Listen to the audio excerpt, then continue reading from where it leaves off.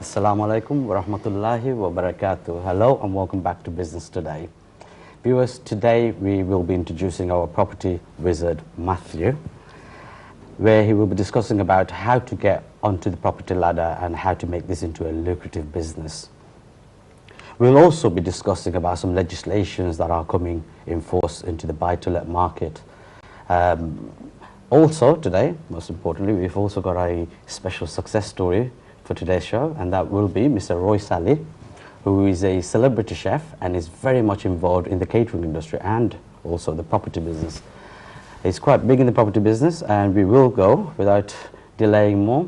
Just before we go onto the guest, I'd like to please say if you do want to call in during the show, please do so, or you can email your questions on businesstoday@ntveurope.net. That's businesstoday@ntveurope.net. So please do send your questions in. So without further ado, I'll present to you our success story, Mr. Rois Ali. Assalamu alaikum. Thank you for coming to the show. Thank you very much for inviting me, Mukid bhai. What I'm going to do is I'm going to ask you a few questions about your success, because obviously one thing I can say is when you go around, you ask anybody who is Mr. Rois Ali from Coventry, everybody seems to know. Is it a bad thing or a good thing? I think it's a very good thing because everyone knows he's a business entrepreneur. So can you please tell us a little background about yourself, how you started and where you started? Well, I came to Coventry when I was about 4 years old in 1971 and went to local school, grew up, and as you know, every Bangladeshi who has desires working into Indian restaurant. So my brother came, and he came when I was about 12, 13 years old. And he basically went to school for about a year and a half, and then he started work in the restaurant field. And after that, I thought, if my brother started working in restaurant field, this is what I'm going to be following his footsteps. So I'll go into the restaurant business. And I was working as traditionally a lot of Bangladeshi youngsters, they work part-time. So I started working part-time Friday and Saturday, and just really got so excited that, you know, what am I going to do going to further education and university and college, because my desire to go into restaurant business, and let's champion that. And then I start working in restaurant, and over the years. Okay, you're a celebrity chef, I understand. So how did you get into that? You know, becoming a celebrity chef isn't well. I first thought, you know, working in restaurants, you know, it's very important to know the ins and outs of the restaurants. It's not all about working up front of house. It's more to know about back of house as well. And chef is a key thing. And if you have a good restaurant, everybody talks about the chef as well. So I thought of myself, let me learn how to cook, and then I want to be different from other people. I just don't want to be the run of the mill. If I want to do something, I need to show myself that I've done something different. So I become entering into a lot of competitions. Okay. And when I entered the competition, grace of Allah and dua from my parents, you know, I was very successful. And in 1995, which gave me a break, where I entered a national competition. In 1995? In 1995. Okay. I've won a lot of other awards, but this was like something, it gave me a huge break, because it was a nationally recognized crown to give the best chef, a curry chef award in the UK. And I thought, yeah, this would be quite achievable if I can get to winning this award. So I really worked hard, and there was a few competition to go into that. So there was a local heat, there was a regional heat, and there was a national heat.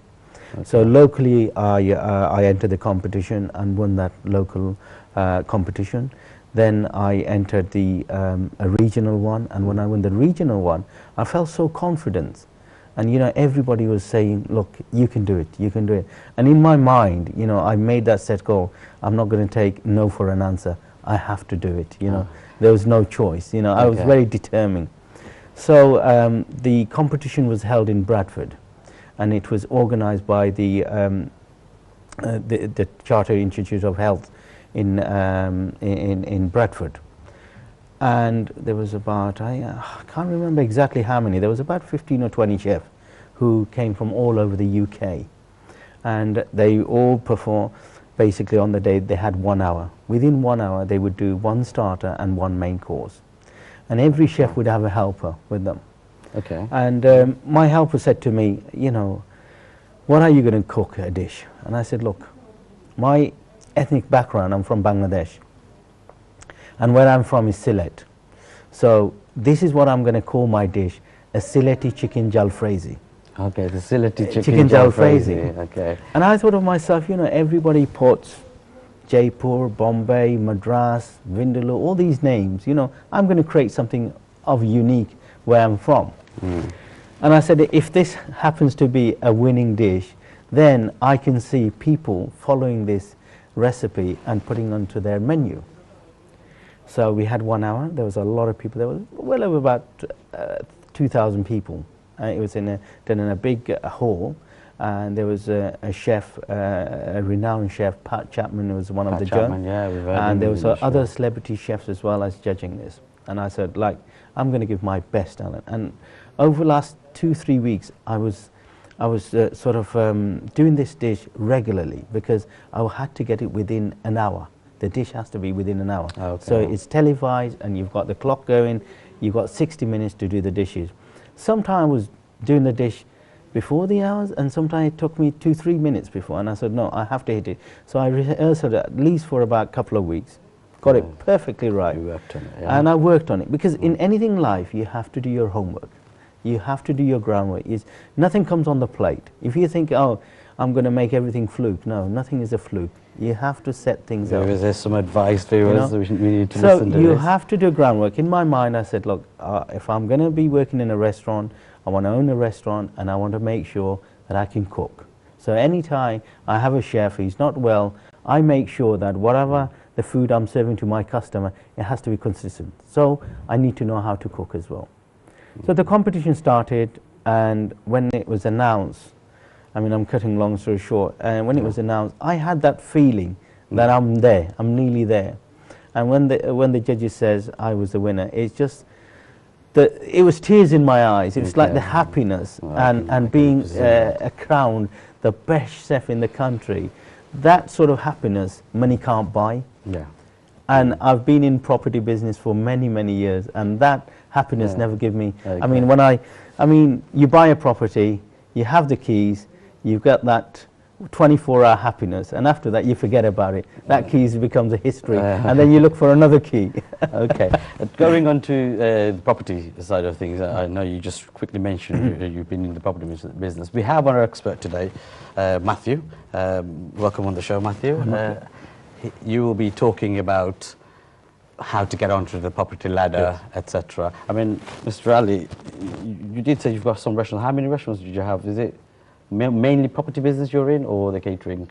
Mainly catering, catering. Because what I did while I was running my restaurants, and a lot of my staff, it was a very, very busy, successful restaurant, and all my staff, I can see that they want to work for me and they're very loyal to me, but they have ambitions. And I said, well, you know, let's work together. Let's fulfill your ambition, and at the same time I get reward as well. So every one of them, they had a desire to open their own restaurants and takeaways and clubs. And I said, well, right, you tell me what you're looking for. I will source the properties, and you take a long lease from me, and I will, certain part I will refurbish it for you, because I know that you're trying to open a new business, so you need some support and help. And this is how I hold hand to my tenants, and they become successful. Okay, so you actually went into the property business in terms of actually trying to help the colleagues that you were working with, and then that actually put you into the property business. Because I can see there, I can see that there's a need for that, and I can see the restaurant market is growing, and Indian food is at the moment not second to none. I mean, it is #1 dish, Indian food, and I thought this is a growing market, and people are looking for good locations. So what I would do, I would say, right, okay, now I know Coventry very well, I know Birmingham very well. Where is the niche market? So I would go there, even after work, I'll drive around on my own and see nice quiet road, I can see what is available. And sometimes what you tend to do is you make friendship with estate agents. And it is important, if you want to go into property land, you should have, you know, estate agent of your backing. Sometimes property will come on the market and it's not even marketed, and they'll ring up if you have a good relationship with the estate agent and say, Mr. Ali, we've got something, is that something it interests you? If not, then tell us. And something, 9 out of 10 I will say yes, because it's in a good location. They know what I'm looking for, they know the criteria I'm looking for, and that's the way to go forward in the property ladder. That's quite inspirational actually, how you actually got involved with the property industry. It's through helping colleagues, and that's a good way of stepping in. About your success, I mean, how did you start off? Was it the first property, or you went in and you bought a few properties, or were you financially able to go in and get a few properties, or was it a bit of a struggle to start? It's always a struggle, anything new. It was a plain canvas for us, it was hard. It's not just me on my own, it's me and my brother, there's 2 of us. And my brother and me, we are sort of a good partnership, you know. Basically, certain time he will say, right, okay, my gut feeling says you shouldn't go, and I will say my gut feeling saying we should go. So we will have a bit of a tiff, and then he will say, right, if you want to make a decision, let's see. But 9 out of 10, I don't know, grace of God, I make it happen. And then he says, right. But then he says, look, yes, you do make it happen, then the hardship you go through. I said, nothing is easy in life. You have to go through a hardship. So, mashallah, when we started in 87, we started into properties, and since then we didn't look back. And I thought, you know, restaurant gave me certain money, but I think the property gave me more money. How about freedom in life? Has it? And it gives freedom, but it is hard work. I mean, I would say to everybody, nothing's easy. You have to be prepared to work hard. You have to be prepared to work extra mileage. You have to be open-handed to other people to support. It's not just, if anybody comes to me and say, look, I'm looking for a property, I want to set up a restaurant. It may be not my property, but I would give them the right guidance, right support, even though it's not my property, and I'll go out of the way to help. And I think by that, I mean, people have supported me in every way, financially, morally and ethically. People have supported me, and that's why I grew. It's not my own success. I think other people's success I have achieved as well from them. Yeah. Okay, that's interesting. What I'm going to ask you now is, you've mentioned restaurants. Is it just restaurant properties you buy, or is it all types of commercial properties now? How about residential? Are you into the residential market at all? Initially, we used to buy quite a lot of residential. Then we stopped buying residential. We've got about 3 minutes to break. Yeah. I'm sorry. And it didn't give me much eel, and it didn't give me any excitement, because I like to see a product running and making money, and that gives me a satisfaction. So we went to commercial. So we've gone to nightclubs, restaurants, bars, a few apartments, and that sort of thing. Yeah. Okay. Apartments as well. So yeah. Okay. And we've gone into. I mean, it's not just catering. We rent our property to William Hill, you know, bookmakers, and fish and chip shop. You name it, across the board. It's not just Indian restaurant, Chinese, Italian. We've got a tenant, Iranian restaurant. Do you manage your properties yourself, or? We have mixture. We both manage, me and my brother, we both manage, and we have state agents as well at the same time to give us a support. Certain tenants want to see us face to face. We know them for many years, so we'll deal. Certain tenants will just managed by the estate agents. And do you ever find that financing properties a obstacle? Or? Oh yeah, there has been, over the years there's been obstacle. Then it's loan to value, and we've just coming out of a recession. I mean, this is the best time to buy in properties. I mean, it's a buyer's market. I mean, but we have had really tough time. I mean, Mathew will say, you know, there has been tough times. I mean, the property price, £150,000 property you bought, and it's worth £100,000 negative equity, and then you're trying to say, the bank is saying, well, we're going to repossess another property if you don't allow to bring your EL back, you know. Okay, thank you very much. Actually, viewers, we're going to go to a break now, and we'll come back and we'll speak to Mathew, our property expert. So, see you after the break.